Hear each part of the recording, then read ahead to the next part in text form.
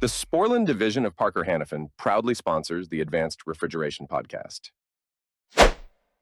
Contaminants like water, acids, sludges, and varnishes may react with compressor windings, leading to compressor burnout or cause copper plating, which reduces bearing clearances, or poor valve seating, eventually causing failure. Or they can deposit in the expansion device, restricting flow or proper modulation of thermostatic expansion valves. Loss of superheat control will lead to lack of cooling if the evaporator is starved, or even worse, flooding of liquid back to the compressor, causing bearing washout and eventual compressor failure. Installing a properly sized, high-quality, time-proven Sporlan catch-all will ensure contaminants are captured before they can harm the new system components. Ask your local refrigeration wholesaler about the Sporlan catch-all filters. Parker Sporlan, leading the charge.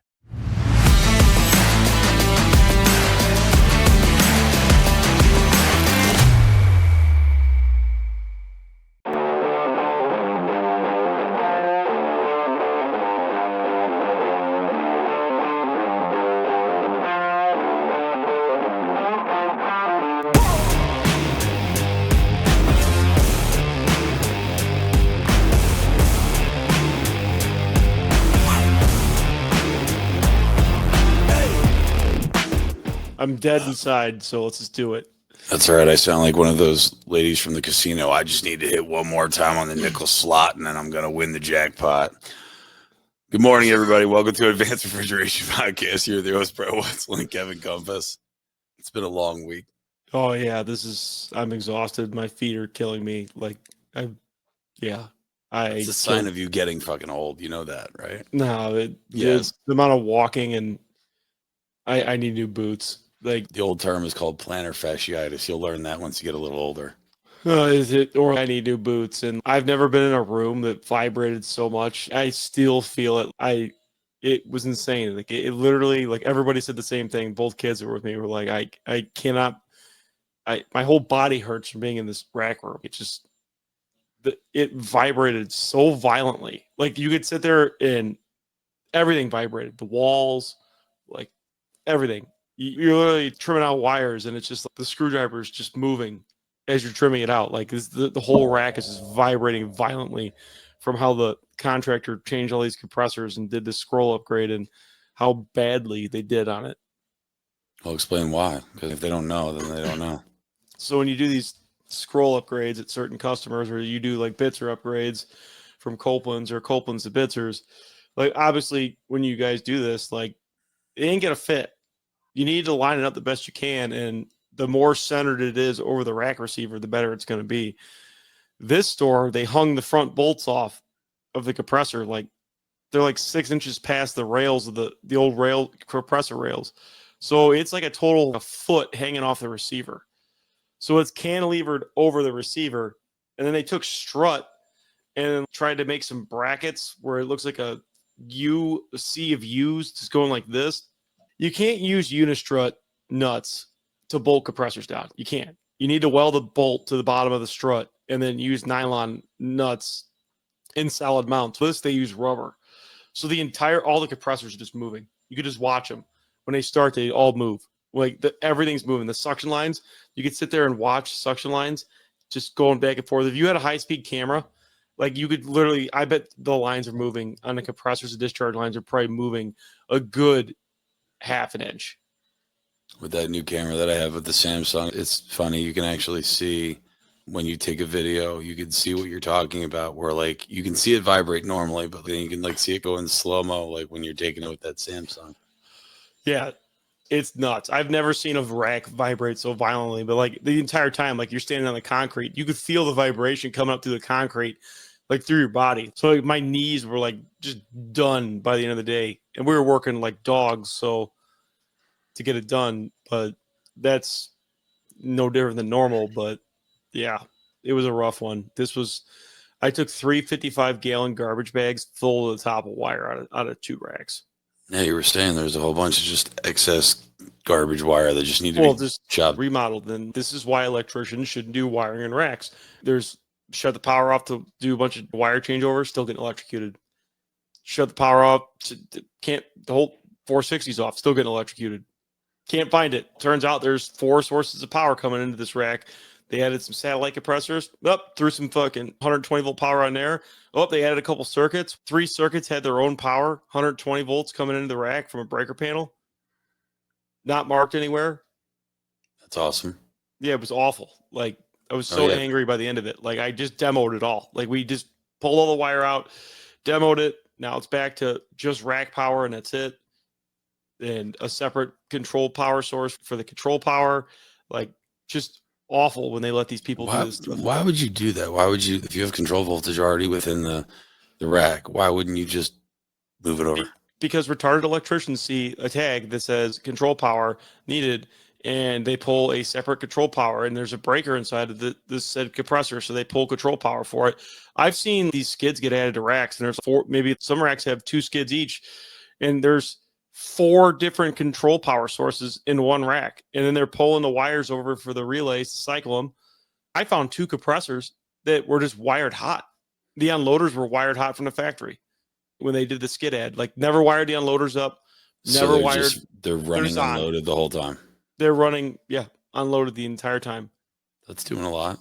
Yeah, there's just, I don't know. So we still got a lot of cleanup work to do on Monday and just get this thing where it needs to be. It's dead compressors all over the place. So it's, this was an adventure.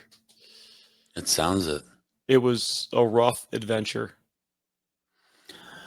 I was in Seattle this week. I was at NASRC. I taught, I think, 5 classes. I had pretty good attendance. I had about 95 people show up to all the classes all together. And the Union Hall out there is actually really neat. I haven't been out to the Pittsburgh one yet, so I'm excited to go out to that one. But other than that, I got to teach out there. I was nominated for 25 top instructors in HVAC this year, which is pretty cool. And so I've had a good week, except for feeling like shit. And I don't know what it was. Like, I always have a hard time sleeping out of town, but I don't know. I just kept waking up every hour on the hour.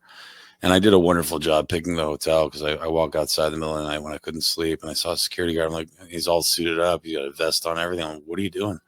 We got a couple of problems out here. I'm like, what do you mean? He's like, they use this as a sober living house. I said, okay. He said, sometimes they still have friends. I'm like, oh, so they have visitors in the night. Yeah, he said, sometimes, they're breaking into places, so we have to have security all the time. Welcome to the Seattle area. Yeah. So every time I've gone there, it's been a great adventure. Yeah. I will say this though about the hotel thing. Like, I finally figured out how to override those stupid ass thermostats to shut the fans off in the hotel. Bring a thermostat screwdriver in there, and those Verdant thermostats that shut off when the fan shuts off when it reaches temp because they hate you. It's I figured out how to override those things. It was great. I actually slept. Where you have to have the fan on all the time. Yeah, if I don't have the fan on, I can't sleep. And then every hotel has the worst pillows in the entire world. They're gigantic and they have no like pillow to them. It's all fluff, or it's just like huge and you're sleeping on a rock. Yeah, they do it on purpose. Yeah. All right, let's roll on to what we're talking about. Head pressure. Yeah, I figured since it's that time of the year, we talk about head pressure control. So I guess first we'll talk about fan cycling. Let's see. Sorry, I'm broken too inside. I'm more broken than normal. And I got sick before I went, and I'm like, yeah, this is going to be awesome. So I slept like the whole day, and then I just didn't sleep while I was gone. Current.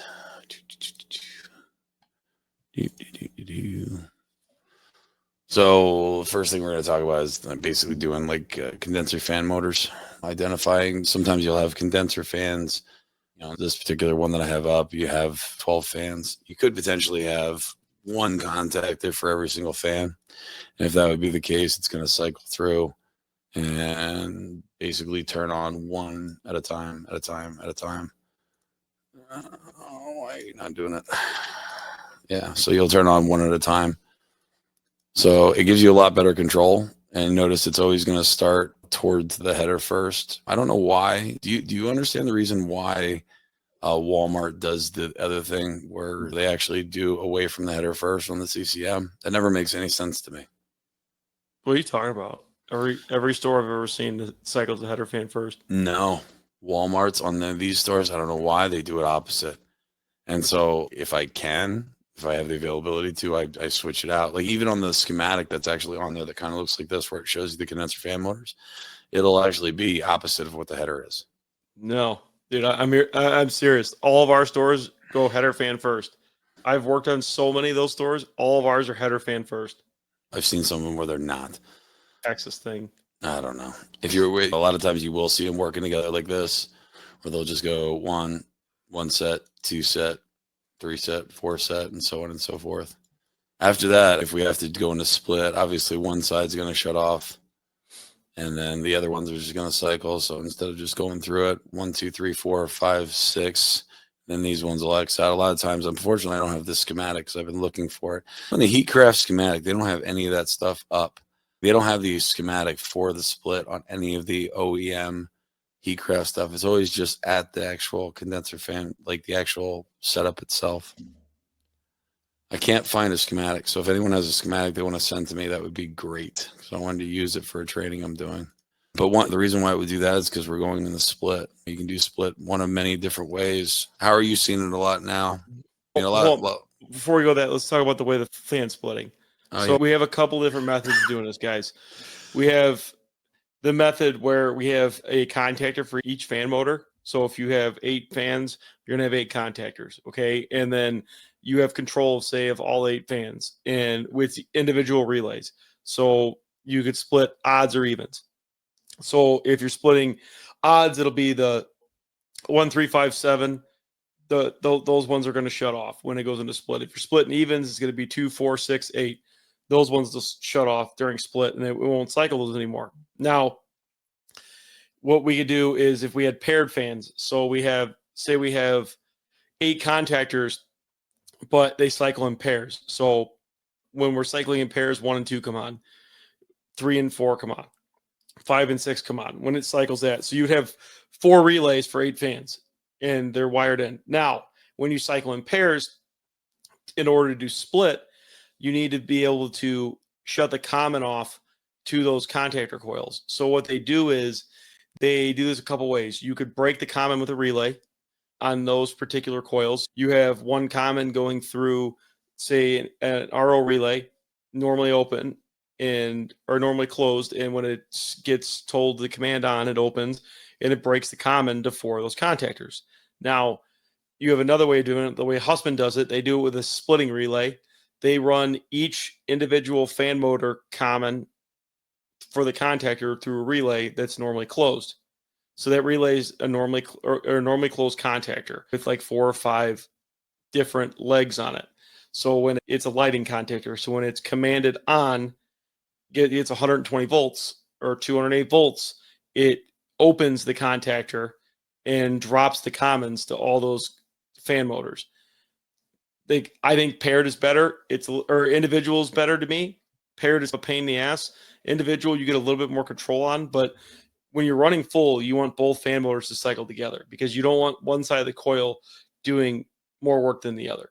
So you want both fan motors to cycle on at the same time. Yeah, you may not need it, but if you have one side of the condenser coil with 3 fans and the other side with 2 fans running, now you're going to have one side with colder liquid mixing with one side with warmer liquid. It's not a good situation. So it's going to really mess up your drop leg subcooling. So you want them to cycle in pairs. So the easiest way to do that, they all work. It's just however you're going to slice it up and however the customer demands it. Most relays boards have 8 outputs. That's why paired fans is more popular, because if you had a 10 or 12 fan condenser, you may need 2 relay boards now to do it. So that's just more cost.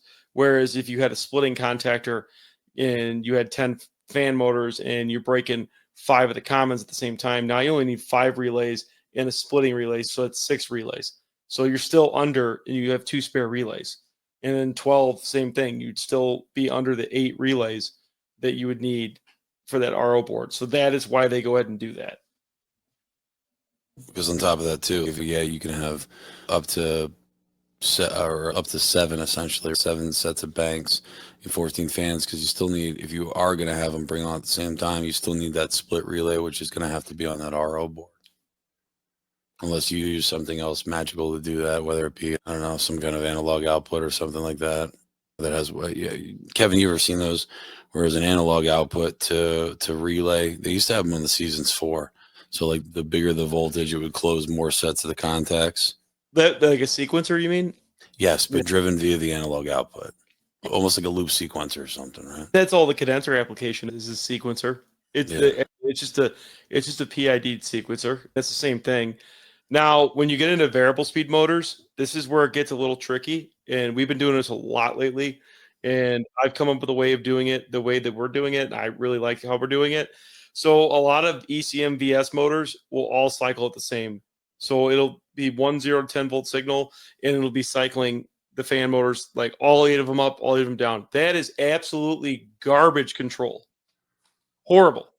So you may, if you have VS motors, like variable speed, like ECM motors, they'll all be wired together. So like what fan motor 2, 4, 6, 8, they'll all be wired together. 1, 3, 5 will be wired together. So you have 2 signals coming in. So you can give 10 volts to one and shut the fans down for the split side. Okay. So when it's split, it shuts down. Now, what I don't like about this is all those fan motors are wired together. They're usually wired in parallel, or some of them are in series, and the next motor gives control voltage to it. Now, that is absolutely ass control. I am a firm believer you need to be able to cycle fans. What we've been doing is splitting up those motors on relays. What I do is I rewire the motors so that way that we have using relays. I bring the common of the relay goes out to the fan motor signal. And then the normally closed is on the relay gets wired to the EMS analog output signal. So that's going to be your fan signal. The normally open gets wired to either a constant 10 volts or the 12 volt input off the board. What we're doing here is when that relay cycles, it sends 10 volts to the motor and shuts it off. So that way we have individual control. Because if I'm running one bank of ECM motors at 70 to 100%, that is way more efficient than running 7 or 6 motors at like 20% and constantly cycling down and off. It gives you much better control, and it allows the motors not to wear out and die like they are. It stops them from this happening. What's the minimum are you allowed to actually run those ones up? Dude, I run those things down to 10%. I didn't know what the minimum was. Yeah, it's 10 or 20%, depends. But you keep it way above that when you rewire them and run them like this. And then you're able to cycle each individual fan off, and it gives you more control. Gotcha. And it also gives you a way out if you do, say you burn up the analog output board and the signal's bad. You're not just running the fans at 100%. Like you could still cycle the relay and get the 10 volts from the board or 12 volts from the board. It won't hurt it a volt or two over. It's not going to hurt the motor. It'll allow you to be able to cycle the relays off and cycle the fans off if you, as a fail safe, if you do lose the AO point. Gotcha. I got irritated because like I said, I've been trying to look for one of these schematics, and I want to make sure like we're explaining this properly. While you were sitting there talking about the variable speed, I essentially just made a schematic real quick. You can ridicule me later to see if I'm right. Doug. Is it going to be bad? It's going to be bad, isn't it? A bunch of stick figures. Mother of... You're such an ass. I just made this while you were out there rattling shit off, so shut up. Anyway, so we have a split relay, which is going to be normally open, and once that relay closes, so we have power to the condenser contactor 1, condenser contactor 2, and condenser contactor 5. I'm sorry, 1, 3, and 5. My bad. So basically, if we were going to do this, we were going to turn off the odd side. So when the split relay would be energized for whatever reason, whatever the split of the actual refrigeration shuts off, it would then close, powering up the relay, and then taking all these normally open set of normally closed set of contacts, and then opening them up, essentially making them now not have any power to the coil. See, not horrible, right? No, that's pretty good. I whipped that up in like 5 minutes. I flipped it up in 5 minutes. Missing the stick figure with a little meter saying "I fix" with a bunch of wire nuts shoved in the contactor. Give me about 5 more minutes. All right. How about that? Give me 5 more minutes. I'll make the stick figure. Be like, but yeah. So this is what we were talking about as far as like when you do have both the sets of contacts coming on at the same time from the RO board, where you'd have essentially you'd have 1 and 2 actually connected together because those would actually come on. And then the only thing that would be attached to this split relay set of contacts, because this is essentially going to be this is the coil for the split relay, and then these would be essentially the contacts. So if I had to redo this. Yeah, I've seen them use four-pin relays. Usually once they get above that, they end up starting to add a second. Heatcraft usually adds a second relay. Yeah. Like 3-4-pin relays, so that way they have the ability to cycle off the commons. They always break the commons. Yeah. Which really screwed you guys if you're going to ground, like a lot of people do. Don't be going to ground on stuff. Like make sure you're going across the common of the actual like contactor, because you're not going to have power there. You'll have say if it's 208, you'll have one leg of 208 there, but you're not going to have your other leg of 208. Yeah, imagine, if you will, if that cube essentially is the ice cube relay, right? So this would be the split relay set of contacts right here. It's more of a rectangle. Never good enough. Never fucking good enough. Unfucking believable. Hate you. All right, guys. So now splitting, like when we go to split the condenser, there's a lot of different ways to slice this up. Okay. You got automated ball valves. Not a huge fan of, but like they have their purpose and they have their place. So you have an automated ball valve with a Blima motor or a driven motor that is going to either get a fixed signal on 120 volts or 24 volts, or it could be floating. Some of the bigger ones are floating, so they need a 0 to 10 volt signal. So 10 volts is going to be full close, 0 volts is full open. You don't run into those too often. Some bigger racks have them. But once you get up into a massive rack, pretty much an automated ball valve is the only way to do your split. Once you're over 1 million BTUs, it's pretty much the only way to do it. They don't make it without a bank of solenoids, which is ridiculous. Now, three-way valves, great option, but three-way valves are reliable. It's all enclosed. They can have a pump out in there. If you have a Sporlan green tag with a B port, meaning that is your pump out. So the line going to your suction is going to be your pump out for there. Not the fastest though. It's not going to pump out the fastest. It's a very small orifice in there. So it takes a while to pump out. It's designed so it doesn't flood everything out. The way that it works is you got your discharge coming in the one port, and then when it's de-energized, it's going to be full flow out of both ports. So coming out of the side and the bottom is going to be your full ports. So it's going to be, which is always turned the other way. Obviously, when it's in the rack, usually it's 90 degrees the other way. But just trying to show it. You can be an ass for. All right, here. I'm not being an ass. Make it more difficult. Make it more difficult to read. Go ahead. The other way. Is it going back towards the compressor? You mother of monkey shit. So, yeah, I mean, three-way valves are super reliable. They're super easy.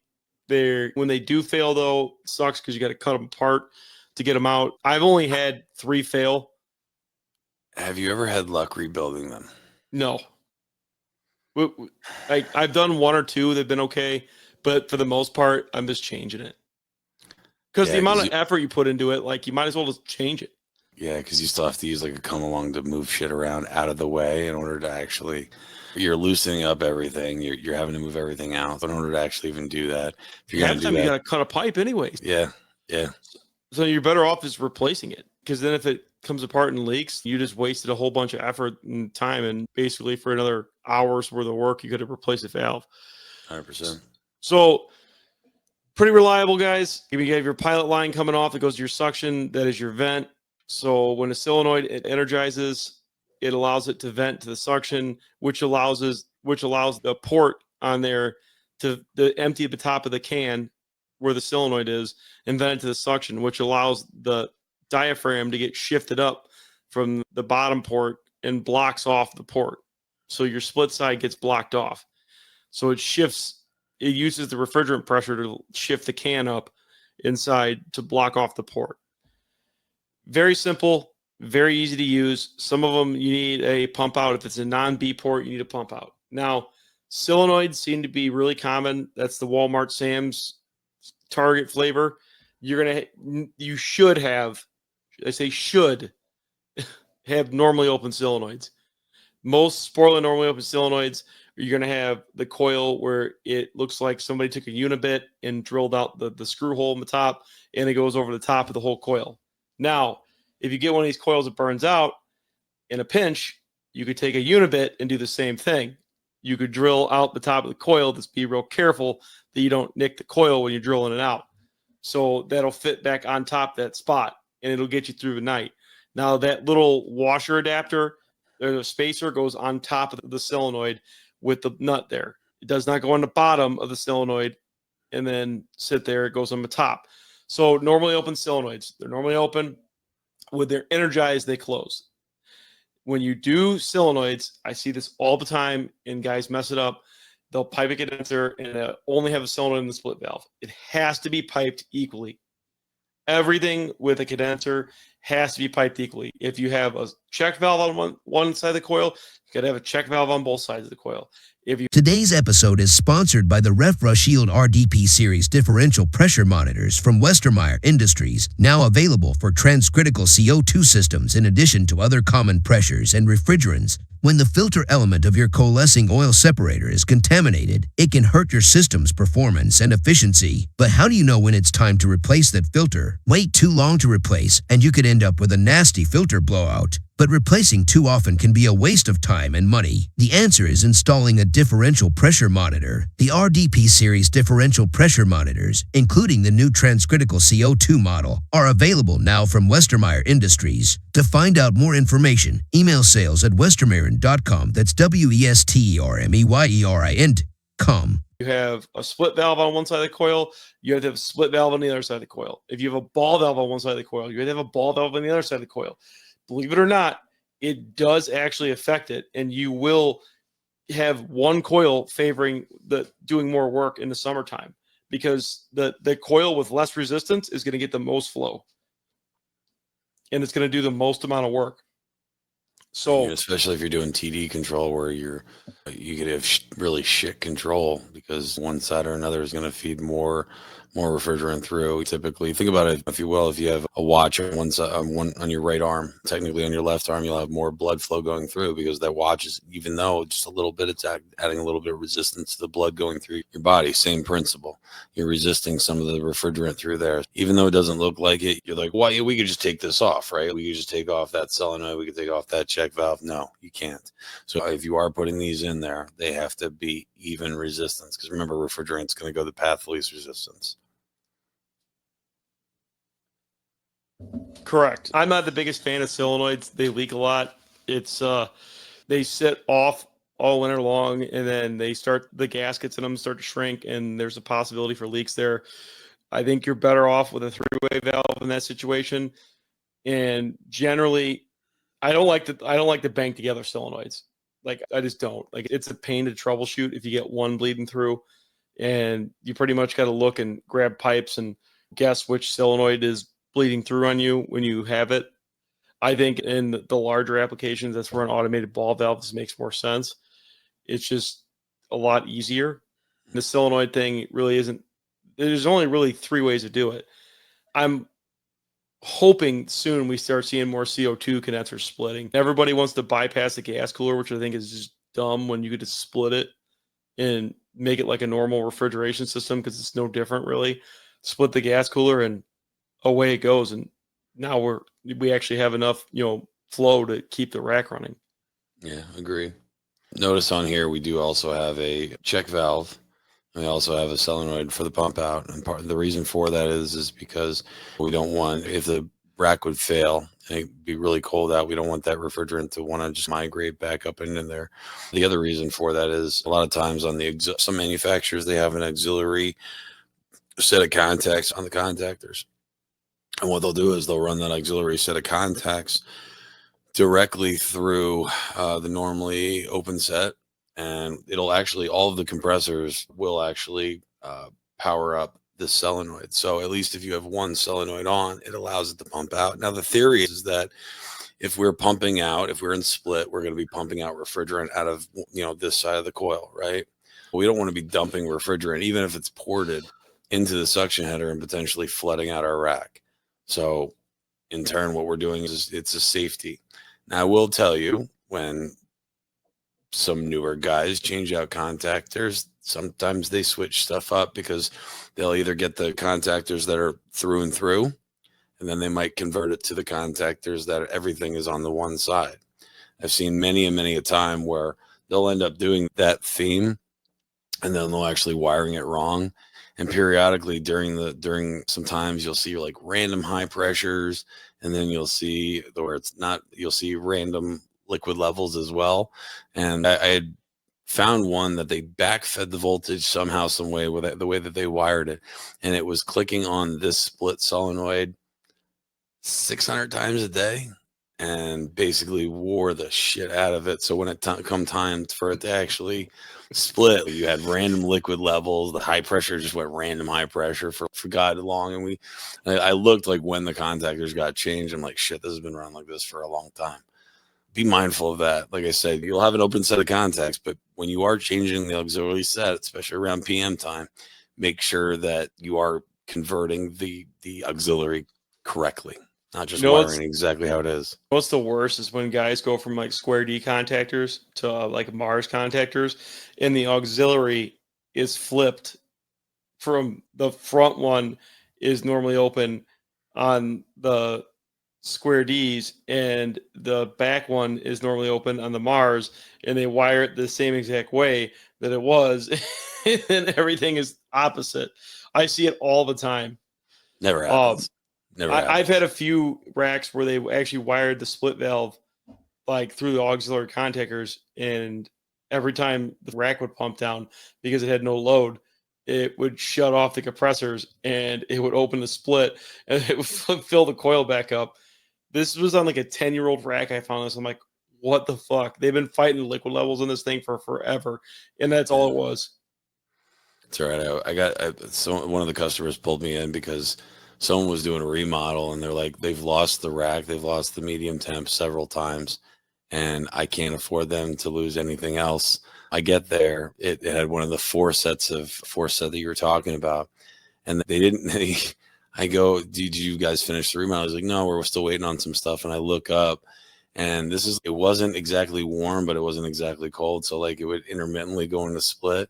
And they had put two of the normally closed tops of the E42s on the solenoid valves, because it's really the upper portion of the solenoid that actually changed it. The body's the same. So if you have a B or E19 or an E25, that body stays the same. It's just the top portion and the guts that really essentially make it normally open or normally closed. So on the one set, they had a normally open, and the other one they had a normally closed. And thank God they did, because otherwise they would have been like, I don't understand why it's going off on high pressure. And honestly, the rack probably would have a shit ton of non-condensables if they would have went to go pull a vacuum. So making sure that you're putting the right stuff that goes back in. All right, let's talk about liquid control holdbacks. So now we're back. Now we're down to our final. We've killed all the fan motors. Now we're down to our final hurrah to keep this rack running. So we have condenser flooding controls. If you're in Texas, yeah, you're probably not going to need this. Right? You can't say that. You do. Yeah, it doesn't get that cold. Like, dude, until you get down to 10 degrees, like how often is it 10 degrees? It does get cold down here. 40 degrees is not cold. It gets, dude. All right. 40 degrees is not cold. You guys are ridiculous. You come down here when it gets down to 20 degrees and let me know about all the head pressure. 20 degrees. 20 degrees. Everything up here is still purring along normal, not even hitting the holdbacks yet. Anyway. So you got condenser flooding valves. Okay. So we have an A8. You could have a CDS valve. You could have a plethora of other valves, but generally the Flowcon A8 is the OG valve in this application. Now, this is a inlet pressure regulator, just like it would be in an EPR. Okay, so we are trying to maintain the inlet pressure on here. Now, rule of thumb, it needs to be set 10 pounds less than your fan cutout. So if your fan cutout's 150, hold back at 140. So you need that buffer in there so your fans aren't fighting the holdback valve. You don't want these two fighting each other because the holdback valve is going to stack gas. It's going to make the condenser coil smaller, and then it's going to make your fans come on if you're too close. The way the holdback valve works is it stacks up that pressure. It's keeping that minimum pressure, say at 140 pounds. It's going to keep that coil backed up with liquid in that coil until it gets to 140 pounds. And once we back up that coil with liquid, we're making that condenser coil smaller and smaller. More and more of those tubes is covered in liquid now. So it's actually sitting in the tubes and it's making the condenser smaller now because we're backing it up with liquid. At the same time, we're also subcooling the living crap out of it because now we're filling that condenser coil with more liquid and it's getting more time to get colder. So during this time, you're subcooling that liquid and holding back. Now, when you're doing this, though, you're essentially stopping flow on the other side of that valve. You still have flow going through it, but you don't have as much flow coming out of it. If it's super cold out and the load is super low, it may actually shut the valve completely to try to back up that gas. When you're doing that, it drains the receiver pressure down because you have no flow on the other side of the line going to it, or you don't have enough flow to keep up with the system flow. So what we have to do is we have to pressurize the receiver.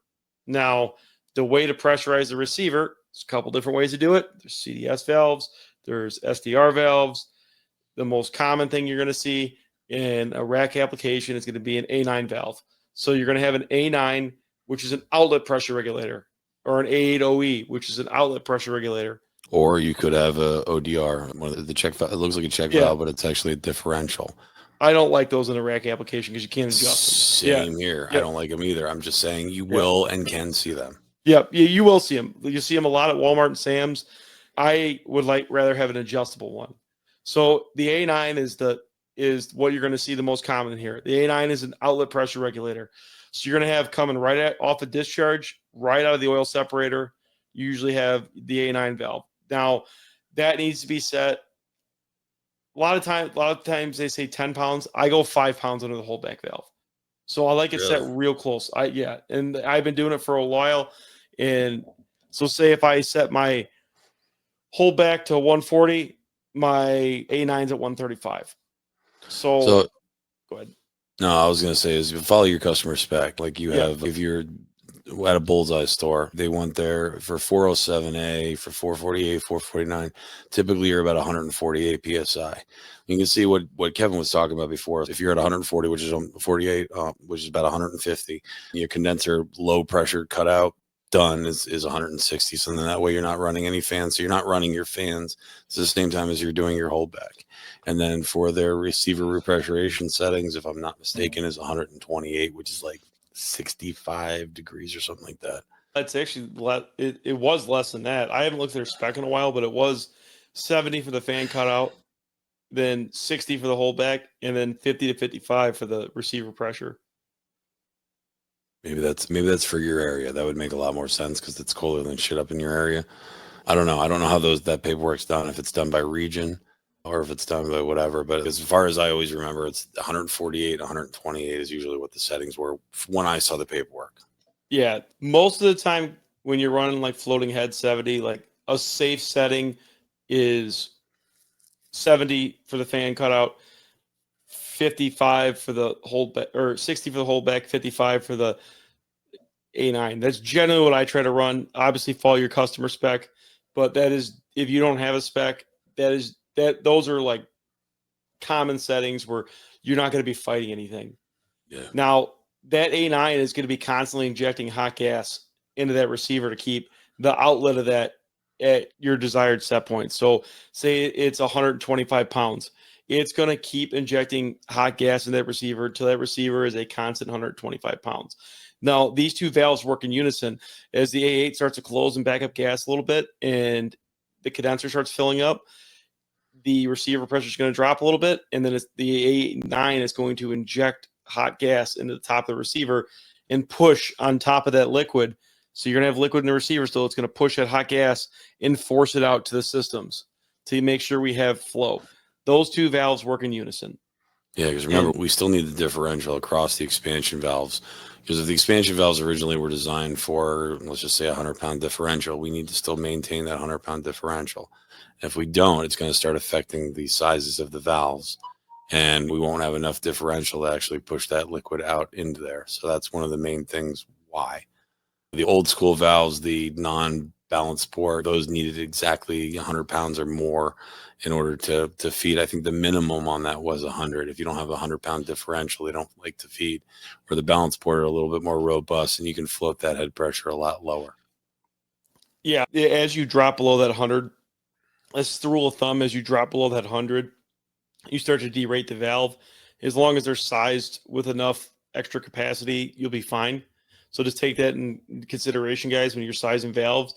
Make sure you look at both sides of the gambit, not just that 100 pounds. Like if the condenser set point in the wintertime is going to be 70 degrees, make sure that, that valve is going to work. If it's too tight when it's 90 degrees outside, it's definitely going to be too tight when it's 70 degrees outside. So just keep that in mind when you're sizing valves. Now, a lot of customers are starting to put electronic valves in.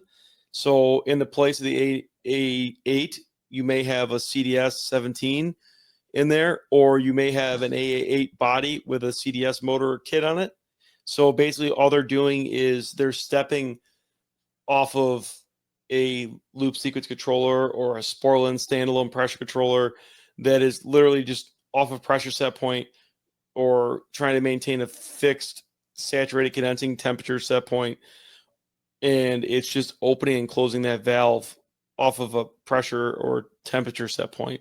It's just stepping that valve just like it would normally with an A8 valve.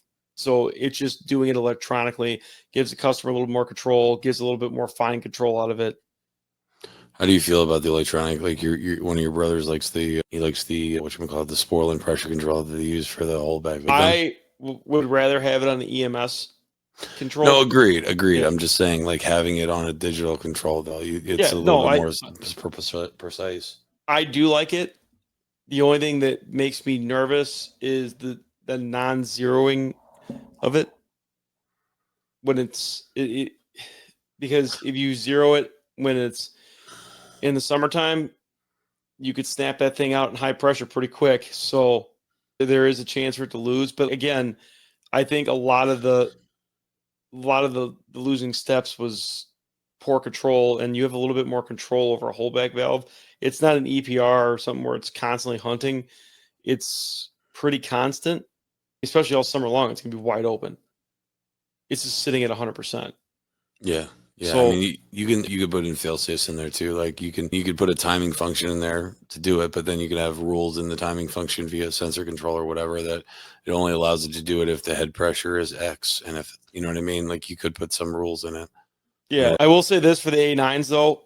Since the CDS2 and the SDR have been around, the CDS2 seems to be a lot better option, and it allows it to be. Well, it's a smaller ported valve for the RPV. Yeah. So the receiver pressurization valve, the CDS2 seems to be a lot better control. I noticed that we get really poor control when it's digitally controlled on some of the big, when we only had the CDS7 or the SDR. It wasn't as good as the CDS2 was. You get more steps out of it, and it's a finer control. So that's gotten a little bit better. Personally, I'd rather have it be electronic because then it gives guys less of a chance to monkey with it. Fair enough. Because if that receiver pressurization is set too high, what happens is it causes gas to back up in the condenser because it won't let the holdback valve drain, and then it just fights everything. So if one or two of those valves are out of whack, then it's going to start banking the fans on. Your subcooling will be super high. You'll have intermittent low liquid levels. You'll be all over the place. And you can have those valves even fail. I know we're talking about it when it's getting cold, right? When we're actually utilizing it. But remember, if these things fail, like the receiver repressurization valve, the valve that basically feeds that refrigerant in through from the discharge into the receiver. I've had this thing fail in the middle of summertime. Oh yeah, when they're cooking hot, when you grab that receiver and it's cooking hot, God, it's banging off on a high head, and you go up there and that receiver's smoking hot. Just valve that sucker off.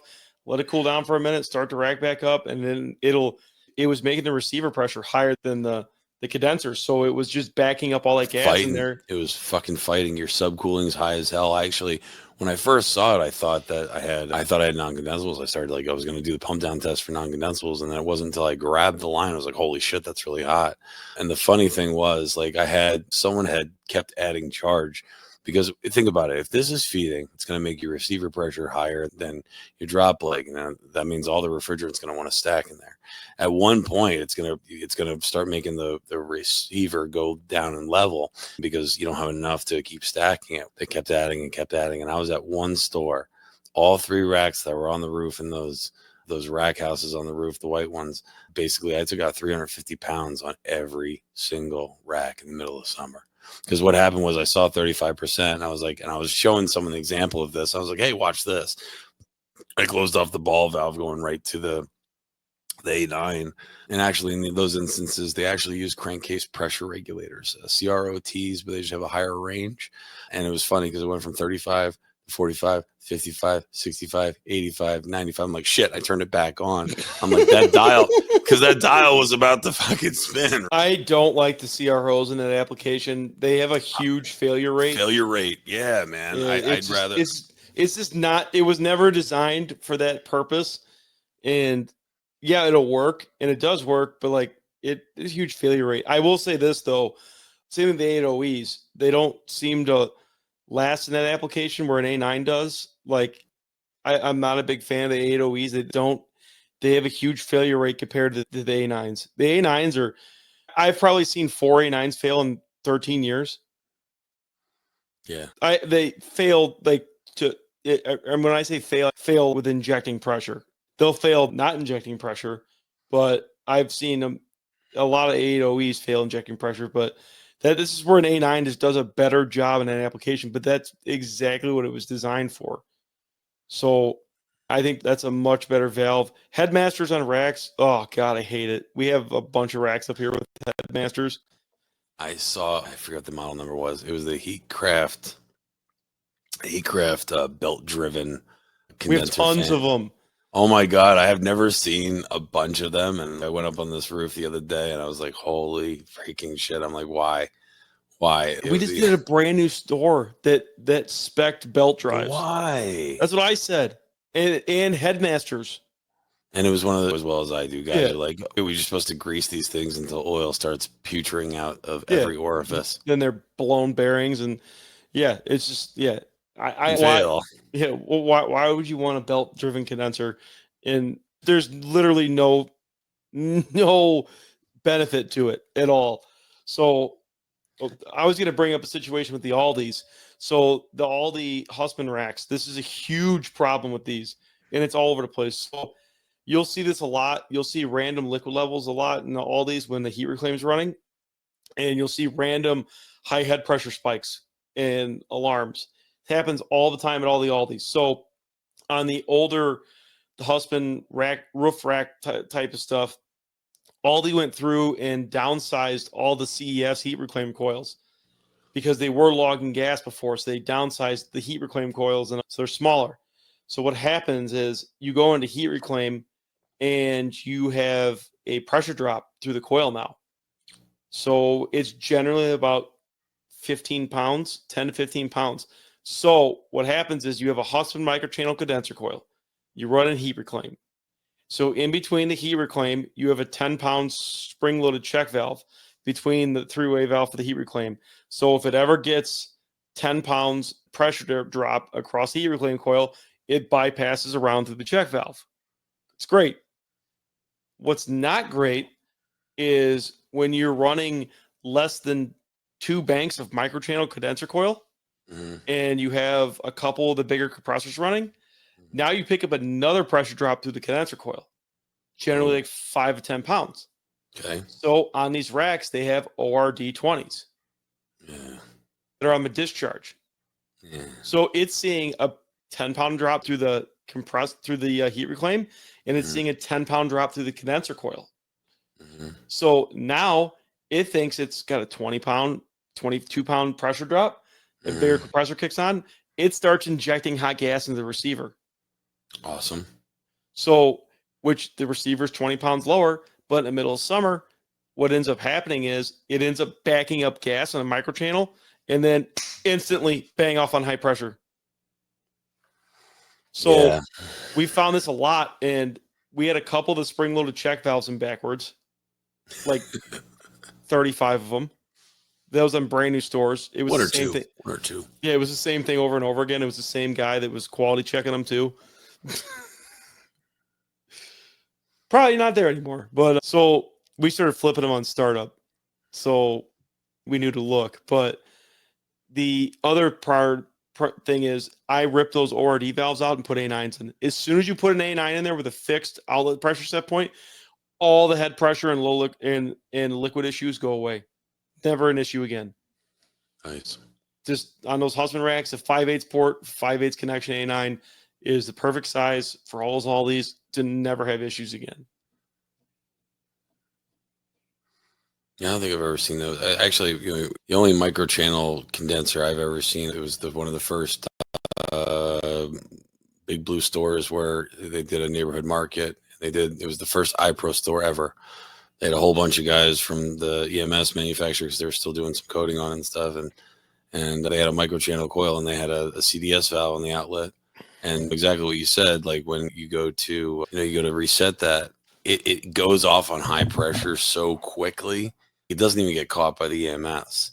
And I come in every morning, I'm like, what the fuck? All the compressors are off on high pressure. And it was because that thing was shutting off. Me and the guy from Zero Zone ended up having to put a bypass solenoid around the CDS valve that would energize whenever it would cycle for the time for the thing to reseat. So I'm pretty sure that those microchannels, depending on the size, I think they only hold 8 to 9 pounds of slab. They don't hold shit. 8 to 9 pounds of slab is not a lot. Your room for error, whereas the same size condenser may hold 250 pounds at full flood. If you're in a ViraGuard, maybe 500. Yeah. I'm just kidding. I'm kidding. It's not that much, but it's up there. It's up there. With the ViraGuard, you have, instead of that 3/8 tubing, you have what, half-inch tubing? Yeah, or 5/8. I have never seen the 5/8. I've seen the half-inch. We have a couple racks up here that are the massive 12-fan 5/8. Oh, shit. Dude. Yeah, when the crackheads get that thing. What? All